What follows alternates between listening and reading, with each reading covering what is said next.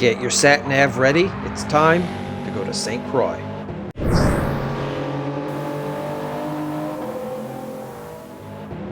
Yes, it's St. Croix Layout A. I don't recall doing a race at this particular layout before. The track map looks crazy, but when you get used to it, it's kind of a fun track. I hope you give it a chance. And I hope this guide helps you get around without crashing and gives you a good baseline from which you can continue to improve your lap time. Let's get started.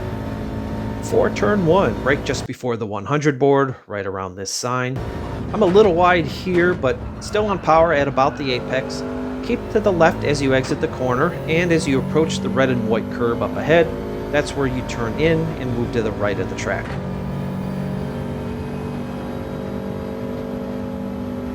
Braking at the 100 board again for the next corner. Those are your friends around this track. Accelerate through, keeping right, where you'll brake at the 50 board this time.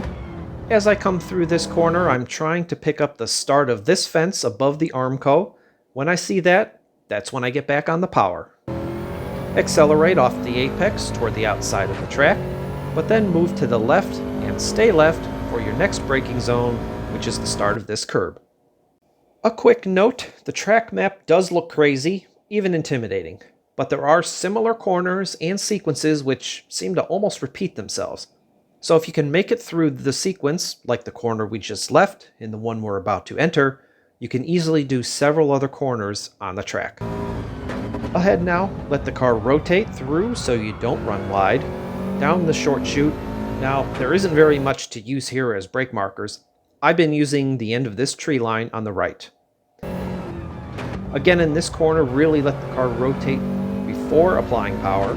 It's so easy to run wide in those last two corners. Move to the right side for the next corner, picking up a familiar brake mark, our old friend the 100 board. As I go through the next couple of corners, try to see whether any of this will sound familiar.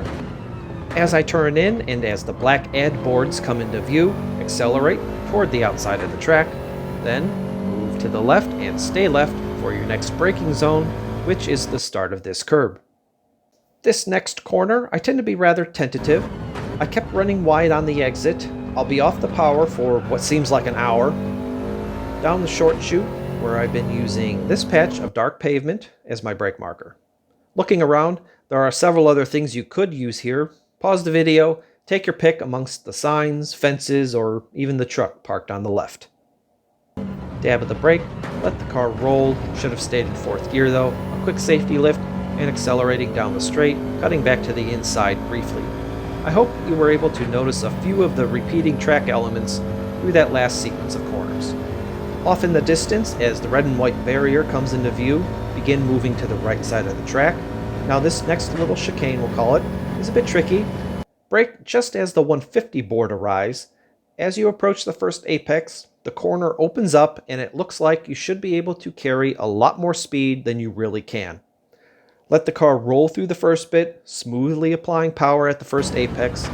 90 miles per hour was about the max I felt comfortable with during my practice.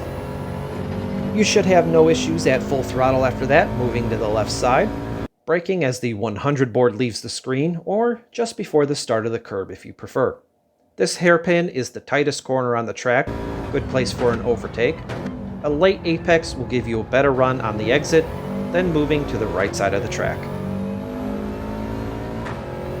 My next brake mark is the start of the curb, just past the 100 board. This turn at the entrance to the bridge is very bumpy. The car can get unsettled, so I've been taking a cautious approach to this turn. As you cross the bridge, move over to the left side at some point, wave to the nice lady flying the helicopter who still hasn't returned my text message, and look out for your next brake marker, which is the triangle painted on the pavement. Now, I'm not the biggest fan of ground level brake markers, even though this is the second one in the video, so also look for the Marshall and or the anchor point for the bridge cables. Careful on the inside of this turn as there's no curb, very easy to get track limits. For the left-hander, as the car straightens up, then comes a very quick brake, shift, turn, power. Now the sweeping right turn, starting on the inside curb, then drifting to the outside of the track. It's a double apex from here. Cut back inside for the first apex. I like a quick lift right about there. Helps keep a tighter line for the second apex and prevents running wide on the exit. The penultimate corner now. I've been braking just before the 100 board. I may start using this blue van off to the right. When using the board itself, I had a tendency to miss the apex just a little wide. I dialed it back and make the corner much smoother now. I've considered trying to brake even earlier back there, altering how I tackle that corner, but it sounds like a recipe for getting rear-ended and you want a good run down this straight. Final corner, another 90-degree corner, lots of those on this track, and you guessed it, brake just before the 100 board. The track feels like it runs slightly off camber as you enter the corner, and that outside barrier will come at you fast. Well, that is a long circuit and a lot to remember.